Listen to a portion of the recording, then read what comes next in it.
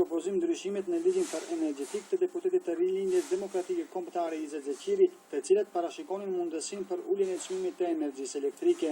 Zeqiri në sqarimin e tij u shpreh se komisioni në vend të 0.041% apo rreth 900.000 euro duhet të marrë 0.035% apo rreth 300.000 euro, me çka do të kontribuojë që këto fonde kompanitë energjetike mos të llogaritin në çmimin përfundimtar në faturat për energji elektrike. I motivuar nga gjithë kjo,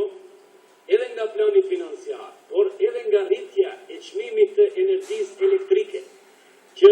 faktikisht pikrisht rritet si rezultat i shpenzimeve operative, që në fakt në mënyrë permanente barcit e licencave i rritin si rezultat i rritjes së shpenzimeve dhe i motivuar edhe nga rritja e çmimit të karburantëve, mendoj se nëse Komisioni Rregullator do të heqë dorë nga një pjesë e përqindjes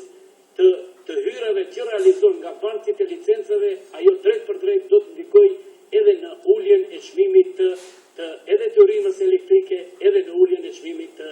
karburanteve. Por nënkryetari i Komisionit Rregullator për Energjetik Ruhi Bakiu u shpreh se propozimi i Zeqirit është i paarsyeshëm, sepse nëse pranohet si i tillë, nuk do të mund të realizohen obligimet shtesë të marra nga ligji për energjetik dhe do të pamundësohet punësimi i kuadrave të reja. Komisioni Rregullator për Energjetik për çdo vit kalendarik parasheh edhe punësime të reja, me çast për vitin 2019 duhet të realizohen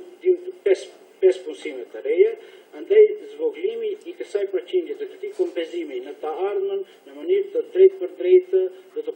pamundësonte një gjë të tillë. Në mbështetjet e RDK-s doli partia e Tito Petkovskit, sipas të cilës një propozim i tillë do të shkojë në favor të qytetarëve, megjithatë me 7 vota kundër dhe 2 për, propozimi për ndryshim të ligjit për energjetik nuk e kaloi as leximin e parë.